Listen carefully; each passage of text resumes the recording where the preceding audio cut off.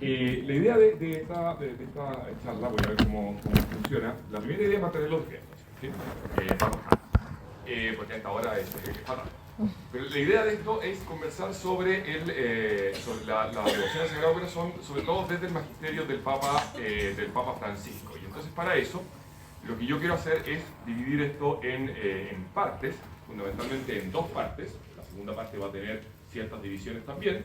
El que tenga partes siempre es muy bueno porque uno sabe cuánto queda, ¿sí? Y en la primera parte voy a dar un marco general respecto del magisterio del Papa Francisco respecto de este tema, para entrar a continuación, por las razones que voy a explicar en la primera parte, fundamentalmente a este texto, a Dilexit Nos, ¿sí?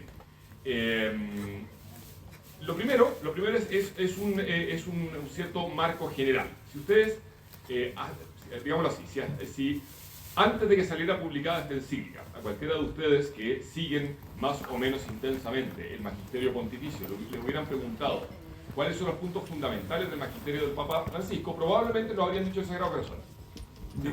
Yo hice una búsqueda, ¿sí?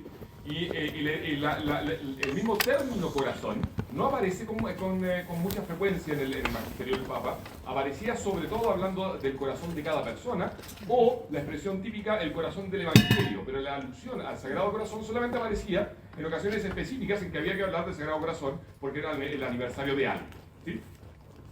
Si ustedes, si uno le preguntaban cuáles eran los puntos fundamentales del magisterio del Papa Francisco, uno habría dicho la misericordia fundamentalmente, y dentro de ese marco de la misericordia, una crítica permanente a cierto tipo de rigidez y de formalismo en las prácticas religiosas que en ese sentido iba atrofiando o iba de alguna manera rigidizando el corazón. Y una segunda característica muy propia del magisterio del Papa, que está muy presente en este documento y por razones que yo voy a tratar de explicar, creo que es muy importante, es ese tono concretísimo con el que nos sorprendió ya desde sus primeros documentos magisteriales, en Evangelii Gaudium, cuando a las 5 páginas ya está hablando de la vecina del departamento al lado, digamos, entonces, literalmente. Y entonces, esa apelación a la vida concreta de las personas es algo que es muy llamativo. Y en ese contexto, entonces, se apela permanentemente a un lenguaje que tiene mucho que ver con la vida cotidiana, con esta idea de embarrarse, de salir, de incomodar, de hacer lío, bueno, todas esas expresiones a las que nos acostumbró. Pero el tema del Sagrado Corazón propiamente tal, como que no aparecía, ¿sí? Sí estaba muy presente, decíamos, el tema de la misericordia. Y en ese contexto de la misericordia, entonces, no fue tan sorpresivo cuando surgió esta carta preciosa, que hay que leer, esta C'est la Confiance, sobre Santa Teresita, y inmediatamente después, al poco tiempo, aparece esto, y a uno como que lo sorprendió. Lo sorprendió, por una parte, por esto, ¿sí? Por esta característica propia del magisterio del Papa, y por otra parte, porque hacía mucho tiempo que no pasaba algo semejante. El magisterio pontificio sobre el Sagrado Corazón, ustedes probablemente ya hicieron algún tipo de recorrido en las 2 charlas anteriores, que eran las que sí eran buenas. Parte fundamentalmente, oficialmente, con documentos oficiales, con León XIII, pero uno podría decir, hasta Pío XII o después de Pío XII, no habíamos tenido documentos mayores, magisteriales, que hicieran avanzar la teología de la Iglesia de manera oficial, con pronunciamientos magisteriales del Vicario de Cristo sobre este tema. Por supuesto que había habido muchos documentos que hablaban sobre esto, pero yo simplemente para hacer una revisión, ¿sí? Para que nos ubiquemos. Uno podría decir, la serie de los documentos más importantes comienza en 1899 con Annuntium Sacrum de León XIII, 1920 con Quas Primas, que vincula el Sagrado Corazón con Cristo Rey. Y después Pío XI tiene 2 documentos importantes, sobre todo uno que es Miserentissimus Redemptor, sobre el Sagrado Corazón, y Caritate Christi Compulsi, del 28 y del 32.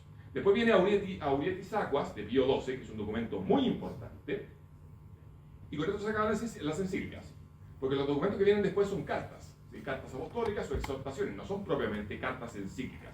Está Investigables Divicias de Pablo VI, está Vive sin Misericordia de Juan Pablo II, pero Vive sin Misericordia, el nombre lo dice, sobre la misericordia divina. Están también las catequesis de Juan Pablo II, sobre las letanías al Sagrado Corazón, en que va una por una analizando las distintas advocaciones del Sagrado Corazón. Si no los conocen, búsquenlo, está todo en la página del Vaticano. Es realmente una gozada leerlo. Pero esto ya nos deja, esto de Dios y Misericordia de 1980. Aurietis Aquas es de 1956. ¿Sí? Son varias décadas, soy malo para las matemáticas, estudié filosofía, varias décadas sin un documento de este rango sobre este tema. Dilexit Nos, entonces, fue un documento, no sé si a ustedes les pasó, a mí me pasó, sorprendente, gratamente sorprendente. Yo pensaba, preparando esta charla, que en este sentido, no por el contenido, que es completamente distinto, pero en este sentido, dada la oportunidad, dada la imprevisibilidad y dada la importancia, que es lo que voy a tratar de argumentar, la importancia que tiene este documento, uno podría decir es algo más o menos parecido a lo que sucedió con el milagro de Humanae Vitae. ¿Sí? ¿Recuerdan? Humanae Vitae, la encíclica de Pablo VI sobre la anticoncepción, 1968. Nadie se esperaba ese tipo de pronunciamiento magisterial y cambió por completo el modo en que la Iglesia presentaba ciertos temas. ¿Sí? Esto es un hito. ¿Sí? Es un hito que nosotros tuvimos la suerte de ver desde el primer momento. Es un documento al que hay que estar volviendo permanentemente. Léanlo, ya lo leyeron, vuelvan a leerlo. ¿Sí? Porque es muy sorprendente y es muy gratificante. Y este documento hace una explícita referencia a todo el magisterio anterior. De hecho, si ustedes se fijan, es un documento que en su estructura no siempre es fácil de seguir, pero hace dos recapitulaciones históricas. ¿Sí? Una recapitulación histórica respecto de la doctrina del Sagrado Corazón, ¿sí? Comenzando con los textos bíblicos, deteniendo sobre todo en Santa Margarita María, y terminando en los documentos pontificios, y hace una especie de segundo recorrido relativo al modo en que la devoción al Sagrado Corazón incidió en la caridad, en la práctica de la caridad, ¿sí? Que está como ya creo que en el tercer o cuarto capítulo.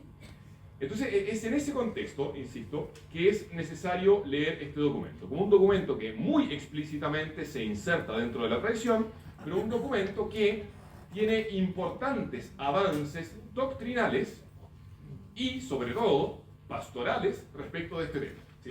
Doctrinales, porque, tal como voy a tratar de argumentar, y ustedes me corregirán si digo disparates, hay principios, hay criterios, hay ideas que son bastante novedosas y que hacen avanzar en la misma línea la doctrina precedente de la teología sobre el Sagrado Corazón, y en términos pastorales, porque un principio, o digámoslo así, más que un principio, aquello que Pío XII había dicho que era como la síntesis de toda la devoción cristiana, y que sin embargo, leyendo uno, quizás por el tiempo, pero creo que no solamente, leyendo uno de esos documentos, incluso Aurietis Aquas, uno lo percibe como un discurso bastante teórico, especulativo, exhortativo sí, pero que cada uno tiene que ver, digamos, de qué manera baja a la vida concreta. ¿Sí? Este documento en particular lo baja abruptamente a la vida concreta de cada uno de nosotros. Aquí está hablando al ciudadano, o sea, no al ciudadano, al cristiano de a pie, le está hablando de su vida cotidiana, le está hablando de cosas que están al alcance de cualquiera. ¿Sí? Y en ese sentido, es una novedad muy importante, muy relevante y muy estimulante. ¿Sí? Entonces, si les parece, con este contexto, con este marco o esta premisa, lo que voy a tratar de hacer yo es un recorrido en que nos vamos a detener en algunos textos. Probablemente no vamos a poder detenernos en todos los que tengo marcados, pero me pareció que más que mutilar el texto y pegarlo en una presentación, parece ser mejor ir revisándolo en esta misma línea. Ya, vamos a agrandarlo a ver si lo logro.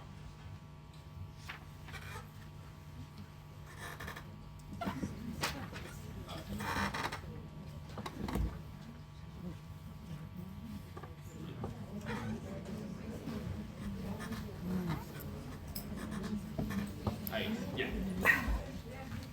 Bien. Entonces, el texto comienza hablando sobre la figura del corazón. Esto es propio de todos los documentos magisteriales. ¿Sí? Todos ellos partían deteniéndose en este tema del corazón. Porque el corazón en el fondo es figura natural, es signo natural del amor. Pero el Papa Francisco constata, de una manera que es muy suya, cómo las distintas disciplinas, los distintos saberes, no siempre han sido capaces de hacerse cargo de la riqueza de este signo. ¿Vale? Hice algo mal, entonces ya. Perdón, yo me acabo de acordar de una cosa. ¿Esto se está grabando de alguna manera, no? No, yo me tengo que grabar a mí. Perdón. Bueno, es que me pidieron...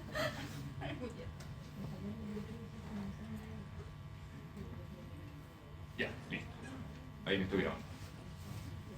Bien, entonces, yo les decía, todos los documentos magisteriales sobre este tema parten con una reflexión sobre el corazón. Pero usted ya de entrada uno se da cuenta de que el tono en que se está planteando esto es un poco distinto, porque está proponiendo una especie de trascender las categorías conceptuales habituales con las cuales abordamos este tema, ¿sí? Constatando simplemente que cualquier tipo de teorización se nos va a quedar chica. Y aquí los palos son para aquellos que con más frecuencia tendemos hacia la rigidez y el formalismo, es decir, aquellos que hemos sido formados en la filosofía escolástica, ¿sí? Que el Papa conocía bien, y de hecho tenía una mentalidad bastante escolástica, y sin embargo conocía también para qué lado, ¿sí? Dónde están las llagas, digamos. Y entonces permanentemente criticaba eso, ¿sí?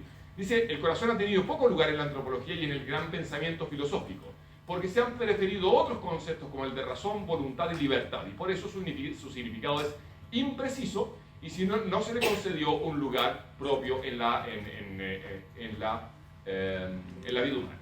Muchos se sintieron más seguros en el ámbito más controlable de la inteligencia y de la voluntad para construir sus sistemas de pensamiento, y entonces, como no le encontrábamos un lugar, lo dejamos fuera, ¿sí? Ya, listo. Esta es la crítica. Y sin embargo, entonces,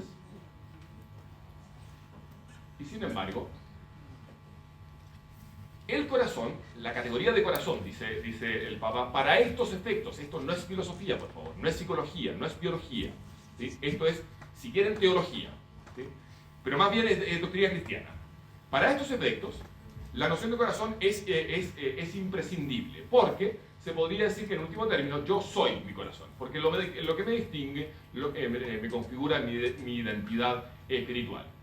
Y por eso, precisamente por eso, es que esta palabra corazón no puede ser agotada por otras disciplinas, por otras ciencias.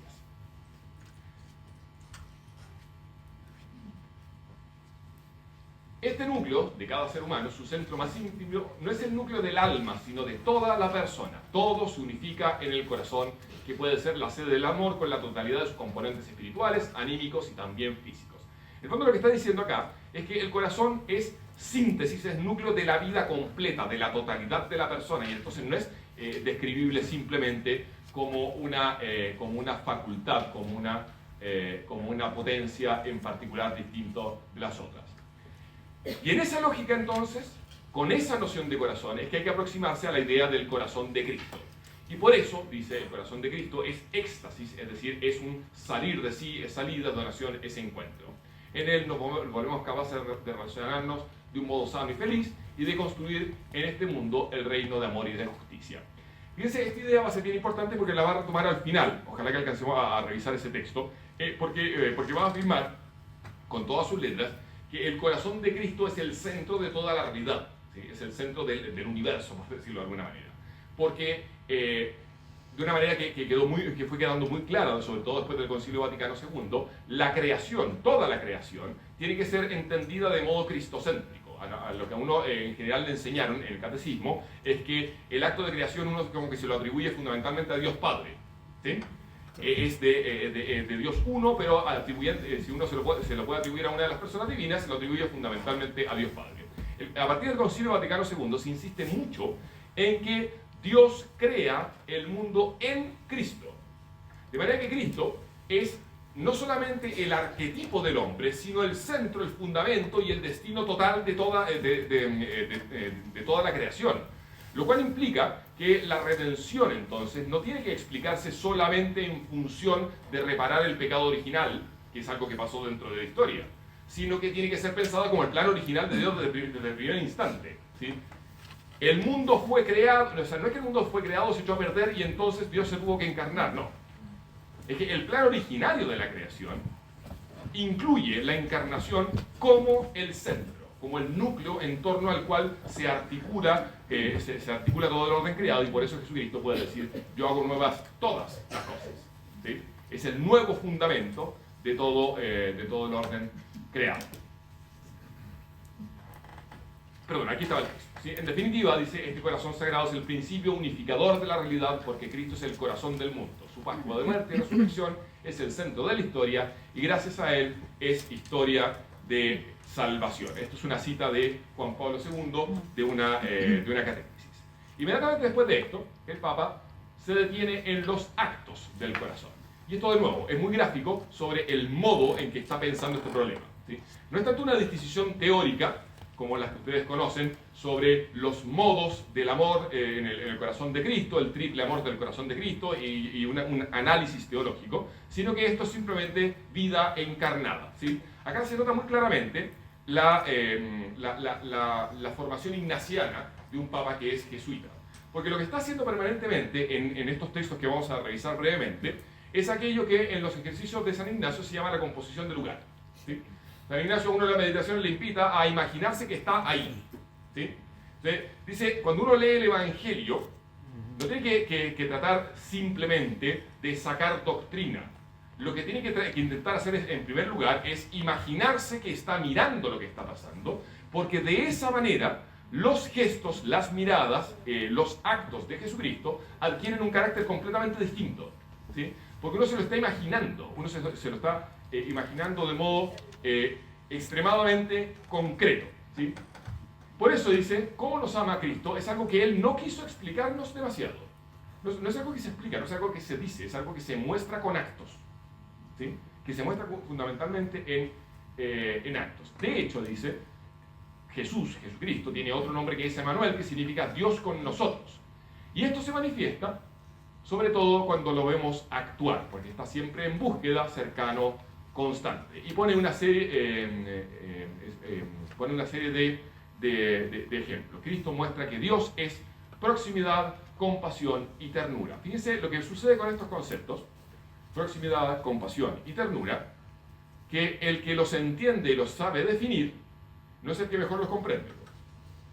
Los comprende aquel que lo recibe, lo comprende aquel que lo experimenta de modo concreto. ¿Se entiende? Esto no es una cuestión de definiciones, es una cuestión de experiencia inmediata. Si él curaba a alguien, prefería acercarse a él. Está el pasaje, no sé si la marqué o no, pero está la alusión al pasaje del joven rico, al que mira con amor. Y entonces el Evangelio nos dice qué pasó después con él, ¿sí? Lo que uno sí sabe, o lo que uno sí puede imaginarse, intentar imaginarse, es ponerse en ese lugar y tratar de suponer qué habrá sido esa mirada y qué sintió este pobre señor cuando lo miraron así, ¿sí? Pero lo que sí sabemos es que era una mirada cargada de amor.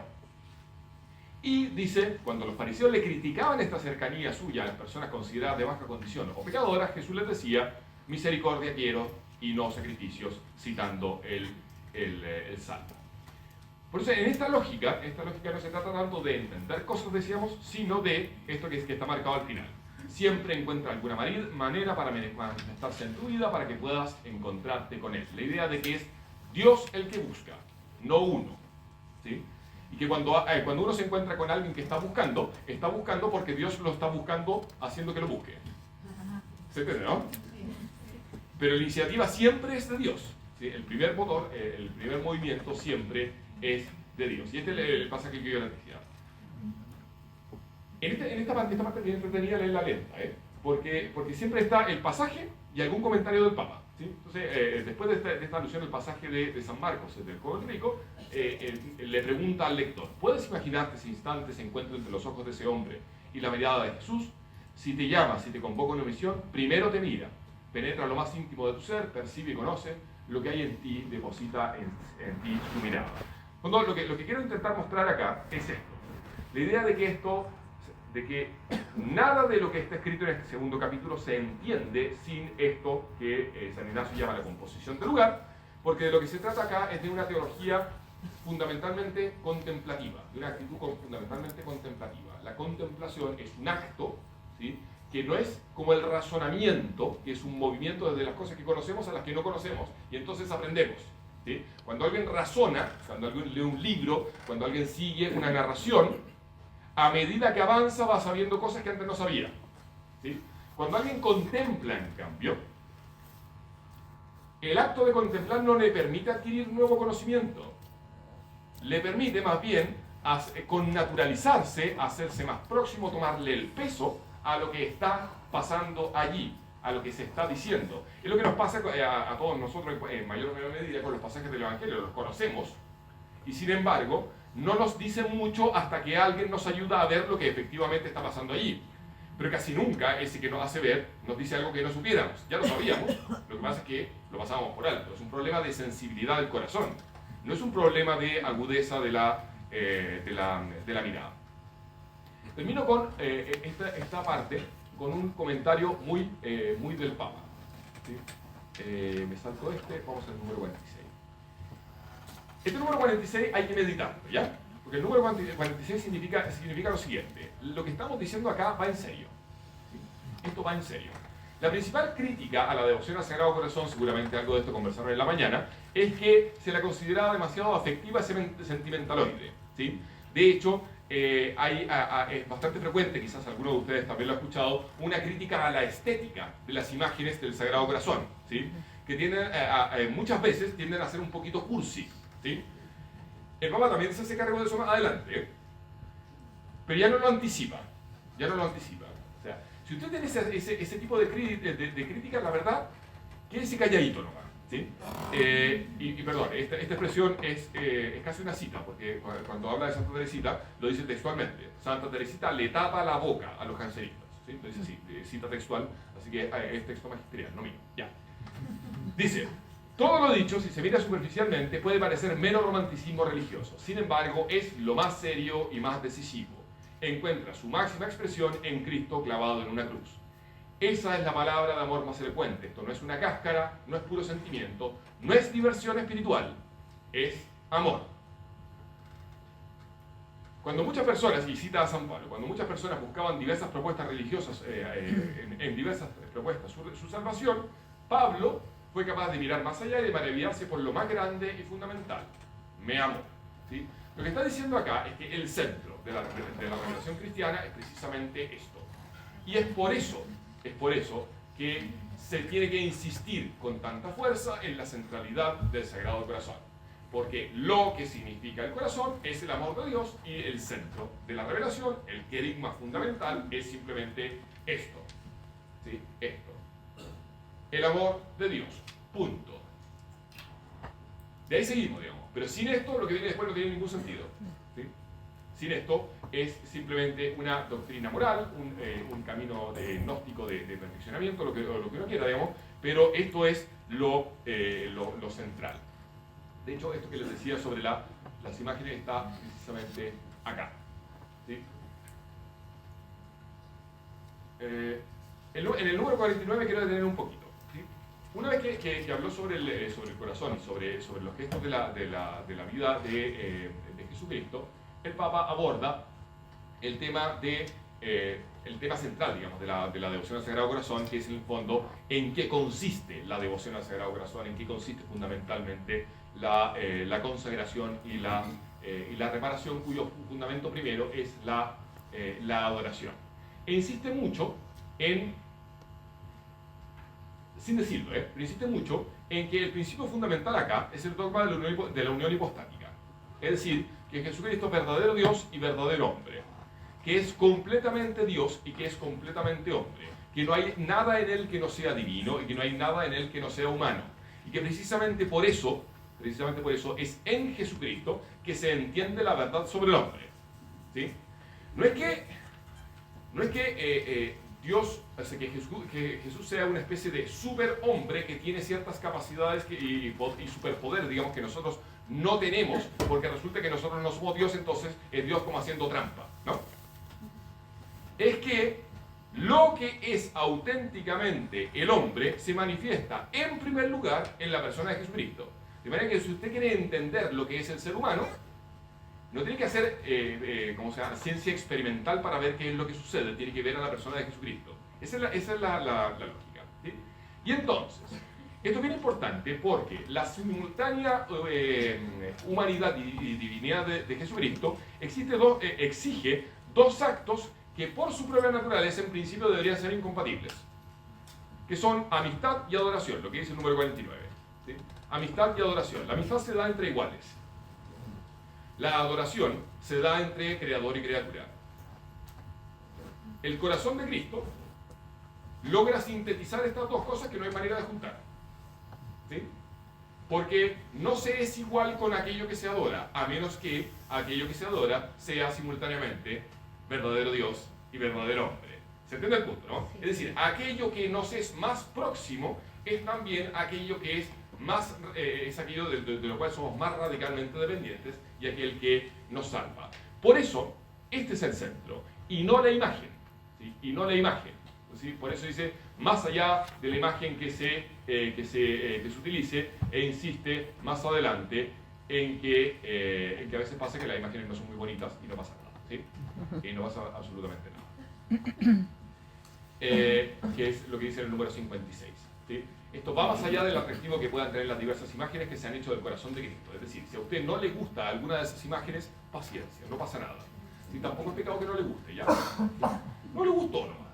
Si puede elegir, elija otra. Pero no pasa nada. ¿Sí? No pasa nada.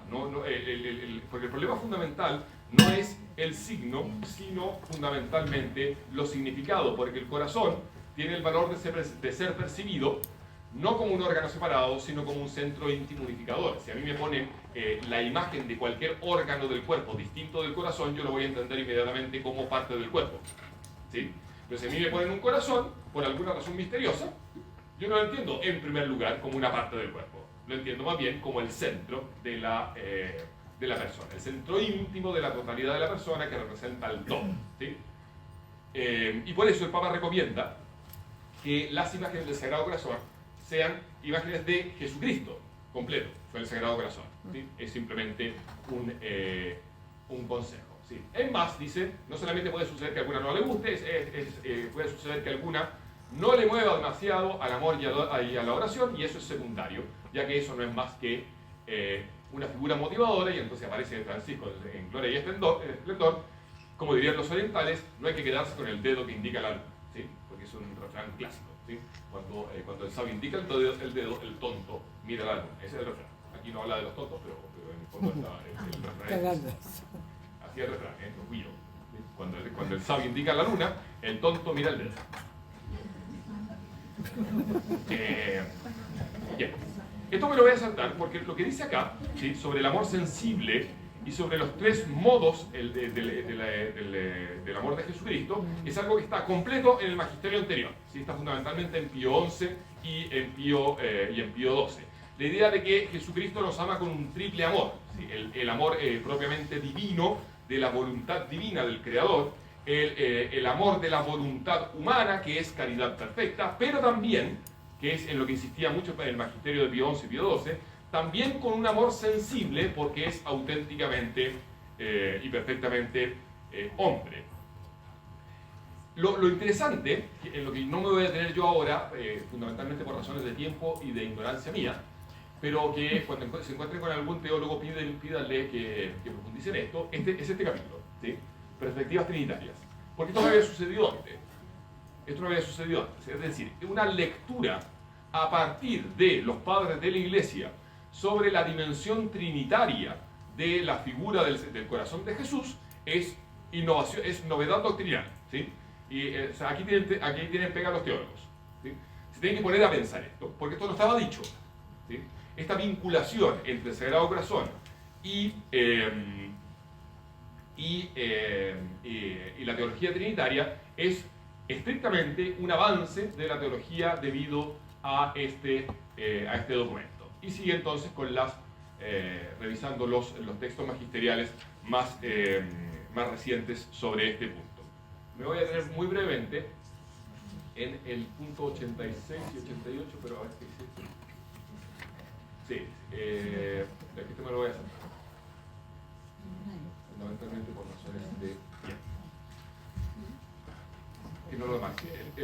86 habla de, en el fondo, entre el 86 y el 88, se detiene sobre todo en dos fenómenos o dos tendencias que normalmente uno tiende a mirar como absolutamente pasadas y superadas y que sin embargo, dice él, están plenamente vigentes y que hacen particularmente urgente para nuestro tiempo la devoción al Sagrado Corazón. Por una parte, el jansenismo, es decir, esa moral rígida centrada fundamentalmente en el esfuerzo y que desprecia profundamente la emoción. Algo que Pío XII llamó un falso misticismo, ¿sí? Pero por otra parte, también de un segundo dualismo, el de las comunidades y pastores concentrados solo en actividades externas, lo que el magisterio anterior llamaba el activismo, en reformas estructurales vacías de evangelio, organizaciones obsesivas, proyectos mundanos.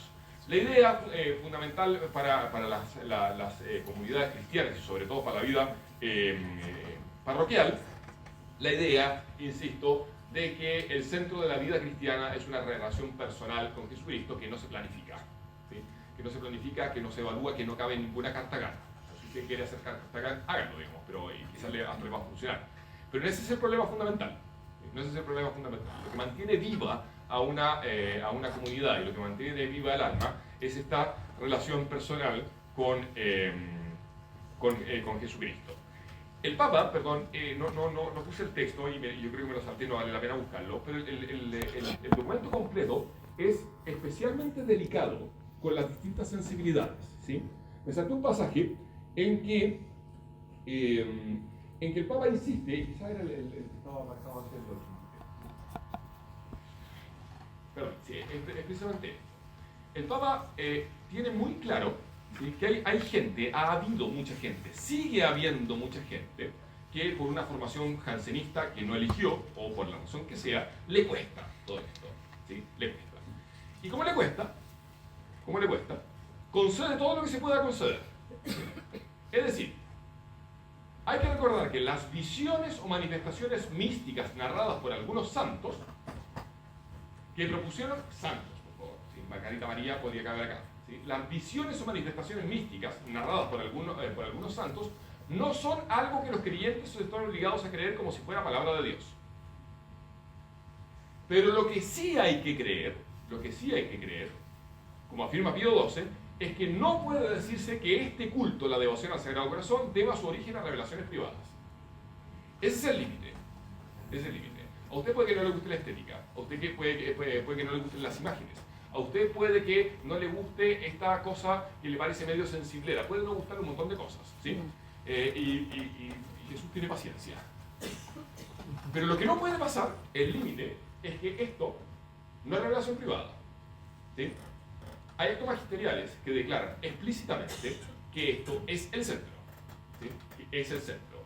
Y que por lo tanto no puede ser sino, al menos imprudente, el privarse de esta devoción, porque esta devoción es síntesis de toda religión, ¿sí? La religión, en el lenguaje de Pío XII, que fue el que acuñó esa expresión, la religión es una virtud que pertenece al orden de la justicia, ¿sí? Por la justicia uno le da a cada uno lo que se le debe, ¿no? Por la virtud de religión nosotros le damos a Dios lo que le debemos, el culto público, la obediencia, ¿sí? Bueno, que esto sea la síntesis de toda religión significa que no se puede tributar el culto que Dios exige al margen de esto, ¿sí? No es prescindible la devoción al Sagrado Corazón. Es como lo que pasa con ir a misa, ¿no? Que el que no ve el bien que hay ahí lo percibe como una carga, ¿sí? En cambio, aquel que sí ve el bien ahí, le parece que el precepto dominical es como que se queda corto, ¿no? Bueno, esto es exactamente lo mismo. Cuando la iglesia manda, ¿sí?, el ir a misa los domingos, incluso si usted no quiere, al menos vaya obligado, lo que está diciendo es no se aleje tanto, ¿sí? Al menos manténgase más o menos cerca para que no lo tengamos que ir a buscar al otro lado del mundo, ¿sí? Acá es un poco la misma lógica. Usted, si le cuesta, bueno, ánimo, ¿sí? Vaya superándolo, pero no se aleje demasiado, porque esto no es prescindible, porque no se puede prescindir del Sagrado Corazón sin renunciar a la unión hipostática, a la tesis fundamental del credo de Nicea, del cual celebramos 1700 años, de que Jesucristo es verdadero Dios y verdadero hombre, ¿sí? Dios, luz de luz, Dios verdadero, el de Dios verdadero, que de hecho, perdón, el credo de Nicea es muy luminoso porque señala muy explícitamente el doble nacimiento de Jesucristo, ¿sí? Engendrado de Dios Padre, nacido de la Virgen en tiempo de Poncio Pilato, engendrado de Dios Padre antes de todos los siglos y en cambio nacido de María en tiempo de Poncio Pilato, en el tiempo, ¿sí? Doble generación relativa a una doble naturaleza. Todo este recorrido, y ahora voy a hacer un salto bien largo, culmina en Santa Teresita. ¿Sí? Por supuesto, no podía ser de otra manera.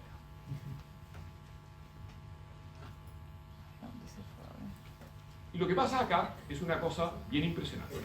¿Sí? Lo que pasa acá es una cosa bien impresionante, en muchos sentidos. Una cosa completamente anecdótica, pero bien notable. El número, ya les digo cuál es, el número 140, ¿sí? De la encíclica, completo,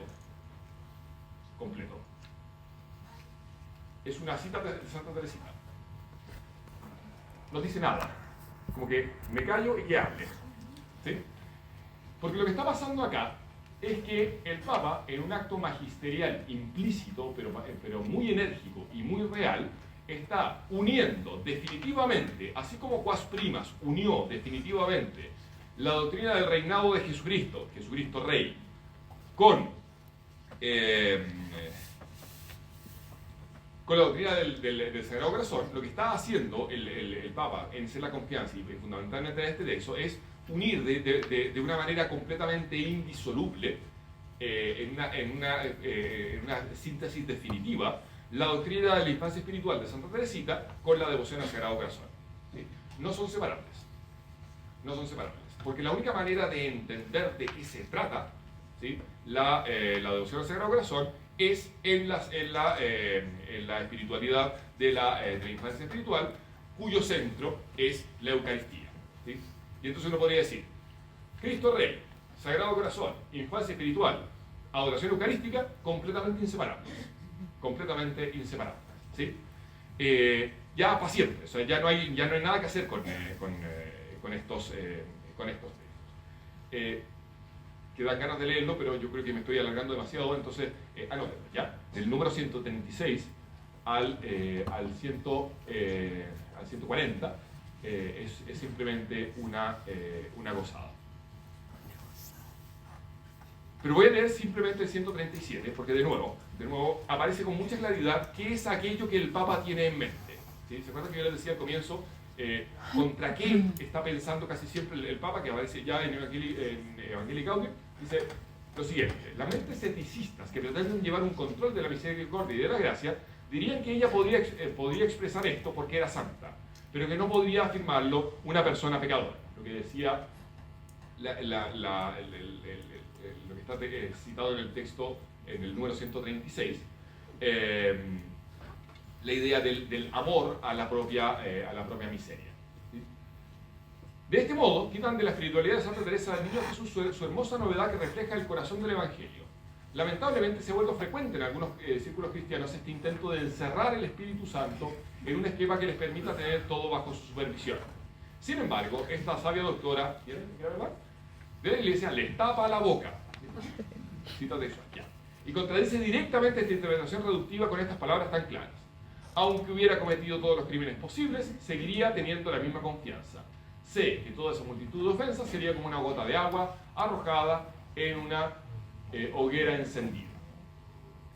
Y el número 138 apunta a esta idea, anticipa algo lo que se va a tener después, esta idea tan propia de la época de Santa Teresita, de una especie de temor reverencial a la justicia divina, que le daba a la devoción al Sagrado Corazón un aspecto que el Papa califica como dolorista. ¿Sí? Sobre eso vamos a volver más adelante. ¿Sí? Lo central es esto. Lo que le agrada es verme amar mi pequeñez y mi pobreza, la esperanza ciega que tengo en su misericordia. Ese es mi único tesoro. Ese es mi único tesoro. En muchos de esos textos, 139, se advierte su lucha contra formas de espiritualidad demasiado centradas en el esfuerzo humano, en el mérito propio, en el ofrecimiento de sacrificios, en determinado tipo de cumplimientos para ganarse el cielo. El Papa Francisco entendió muy bien a Santa Teresita y nos deja de insistir en esto, ¿sí? El cristiano común y corriente no es alguien, ¿sí? No es alguien que, digamos, de modo espontáneo tienda a esto. Y sin embargo, muchos han sido formados en esta tendencia. Acá se insiste mucho en esta tesis fundamental. Dios, Jesús, nos amó. Él amó primero. El cielo no hay que ganárselo. No hay que ganárselo a costa de esfuerzo. ¿Sí? Teológicamente, el que se va al cielo se va al cielo por méritos que son propios. Sí, son propios, son suyos. Pero son suyos porque se los regalaron. ¿Sí? No son suyos porque se los ganó. Porque ante Dios no hay manera de ganarse nada. ¿Sí? No hay manera de ganarse nada. De lo que se trata es de disponerse a recibir. Punto. ¿Sí? Y lo que dispone a recibir es precisamente, en palabras de Santa Teresita, la conciencia e incluso el amor de la propia pequeñez, de la propia necesidad. Voy a terminar, porque ya me queda muy poquito tiempo, con una última idea que creo yo que es uno de los aportes más relevantes de este documento a la teología propia de la devoción al Sagrado Corazón. Ustedes saben, porque están todos los textos magisteriales, que los actos más propios de la devoción al Sagrado Corazón son, por una parte, la consagración y, por otra parte, la reparación. El Papa Francisco insiste mucho en el contexto de la reparación, de incluir una especie de dimensión previa, ¿sí?, a la reparación. O, si ustedes quieren, una dimensión particular, personal, no social, de la reparación. En este documento, como aspectos de esta segunda dimensión de la devoción, que es la reparación, incluye, en primer lugar, el deseo de consolar el corazón de Cristo, que plantea un problema teológico bastante importante, digamos, porque ¿cómo es posible que consuele yo a alguien por algo que sucedió hace 2000 años? ¿Sí? Y que estaba ya enunciado por Pío XII, y en el cual este documento se detiene. Y una segunda dimensión de la reparación, que es una dimensión más bien social de la reparación. Es decir, la caridad, el amor de Cristo, se manifiesta sobre todo en obras, ¿sí?, exteriores respecto del prójimo. ¿Sí? Pero se manifiesta, no consiste en eso. Es decir, las obras de caridad son efectos de una caridad que es previa. ¿Sí? Y precisamente por eso insiste mucho, no hay tiempo, entonces no nos vamos a tener mucho en esto, pero léanlo, insiste mucho en esta dimensión consoladora. Y a ver si ya, no está aquí lo que estaba buscando, lo dejaré para después. Si ustedes se fijan, bueno, toma de hecho, en este contexto, esto es lo que decía.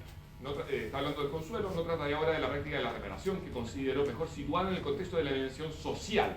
¿Sí? La reparación tiene una dimensión personal, que es el consuelo, ¿sí?, una dimensión social, que es esta reparación mediante la caridad. La idea del consuelo, ¿sí?, que explica Pío XI, yo había dicho Pío XII, plantea una serie de problemas teológicos. ¿Sí? Leemos muy brevemente el número 154. Puede parecer que esta expresión de la devoción no tiene suficiente sustento teológico. Sin embargo, el corazón tiene sus razones. Esto lo que está diciendo es, a ver, si los teólogos no lo entienden, peor para ellos. ¿Sí? Porque el sensus fidelium, la devoción del pueblo fiel, intuye que aquí hay algo misterioso más allá de nuestra lógica humana. Y eso además está fundado en la teología y cita a Santo Tomás. ¿Sí? Pero en el fondo, lo importante acá es que estamos hablándole no tanto al experto en la ciencia teológica, sino que al fiel común y corriente, que en su devoción particular, amando a la persona de Jesucristo, tiene plena conciencia de que lo está consolando. De que lo está consolando en Getsemaní. ¿Sí? Esta clásica idea de que lo que le muestra el ángel que se le aparece a Jesucristo en Getsemaní es precisamente esto. ¿Sí? Los pocos consoladores que va a tener más adelante, digamos, que le hacen posible, le hacen soportable la pasión que se le viene.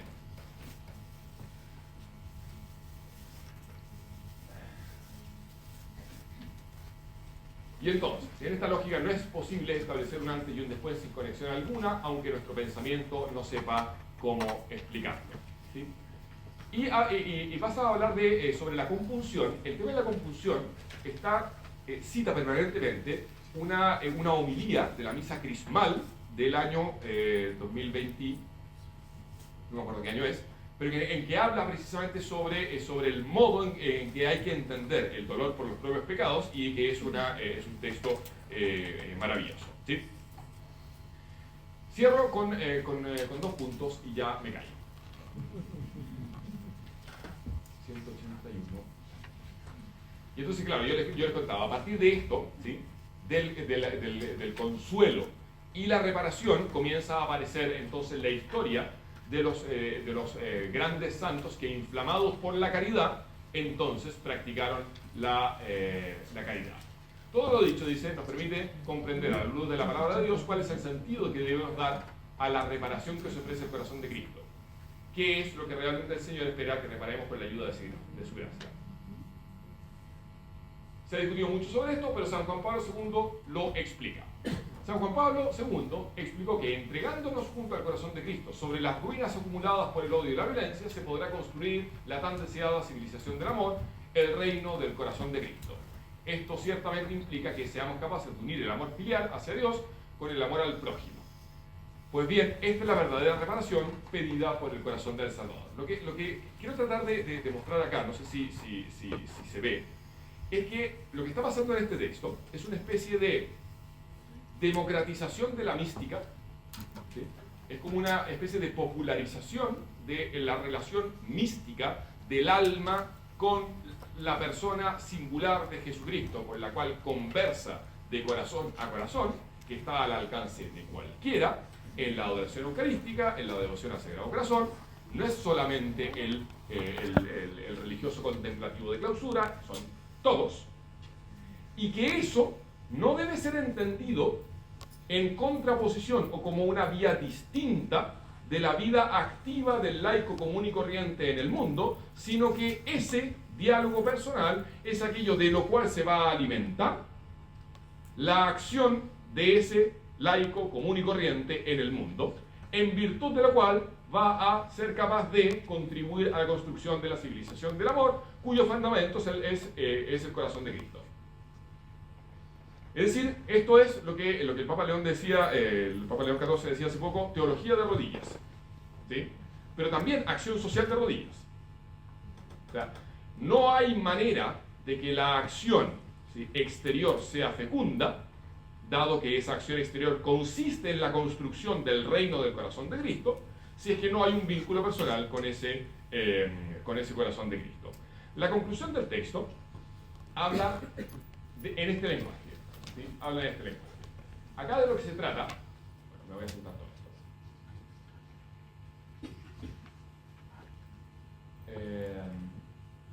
Perdón, esto lo tengo que decir. Fíjense, de hecho, el Papa muestra esta idea con mucha claridad, vinculando el acto de ofrenda al amor misericordioso de Santa Teresita con la caridad, ¿sí?, con la caridad a los hermanos. Es decir, aquello que más claramente, ¿sí?, la más perfecta manifestación de esta reparación, que es, dice él, la dimensión social de la devoción al Sagrado Corazón, ¿sí?, la expresión más perfecta de esta reparación, que es la dimensión social de la devoción, es el acto de consagración al amor misericordioso. Porque en el fondo, leído como lo leyó, como lo propuso la misma Santa Teresita, de lo que se trata acá no es tanto de, como hacían las monjas contemporáneas a ella, de presentarse como un pararrayos de la justicia divina, sino con dejar de ser obstáculo para que la misericordia de Dios se derrame sobre todos, ¿sí? El ofrecerse como ofrenda al amor misericordioso es ofrecerse como canal, ¿sí? Que no sea yo, que no sea mi voluntad la que es obstáculo para la difusión de los bienes que Jesucristo quiere comunicar al mundo a través de su corazón, que era precisamente lo que dice el texto. Protestaba Jesús ante a Santa Margarita María, le decía, quiero dar, ¿sí?, pero necesito que los hombres dejen de poner ese obstáculo, ¿sí? El acto más perfecto por el cual se remueve ese obstáculo, es precisamente entonces la ofrenda, no a la justicia, sino al amor misericordioso. Y ahora sí, prometo que termino. La conclusión del texto es muy bonita, porque está de nuevo planteada en un lenguaje absolutamente próximo al laico o al fiel, no necesariamente laico, común y corriente. Dice lo siguiente: hoy todo se paga y parece que la propia sensación de dignidad depende de cosas que se consiguen con el poder del dinero. Y continúa describiendo la situación. La Iglesia también lo necesita para no reemplazar el amor de Cristo con estructuras caducas, obsesiones de otros tiempos, adoración de la propia mentalidad, etc. De la orilla del corazón de Cristo sigue brotando ese río que jamás se agota, que no pasa, que se ofrece una vez y otra vez para quien quiera amar. Solo su amor hará posible una humanidad nueva. Y esa comunicación del amor, se me fue el texto, no era aquí.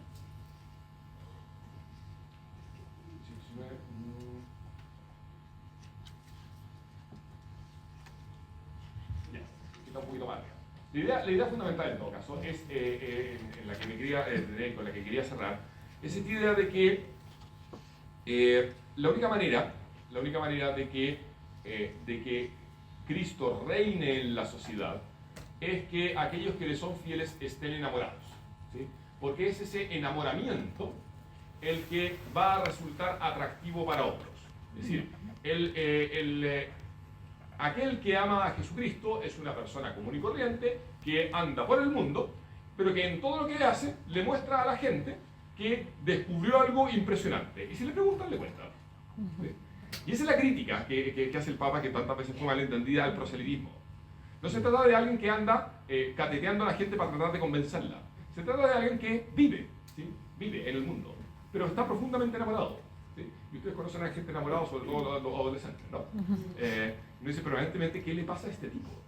¿Sí? Bueno, eso, ¿sí? Funciona de esa manera, por atracción. Entonces, en síntesis, y a modo de resumen, ¿qué creo yo que es lo novedoso, lo interesante de este documento? Yo lo podría intentar sintetizar en 3 ideas. Primero, que retoma la devoción al Sagrado Corazón como tema teológico central, ¿sí? E insistiendo en que no es una cuestión opcional, que es absolutamente central, y lo aborda como problema teológico, ¿sí? En esa lógica, porque es un problema teológico, segundo punto, hace avances doctrinales bien importantes que no están contenidos en el magisterio anterior. Pero, y este es el punto tercero, estos avances doctrinales no están pensados principalmente para el teólogo, sino que están propuestos en un lenguaje especialmente próximo y pensando sobre todo en el contexto del mundo actual y de la vida normal del cristiano común y corriente, ¿sí?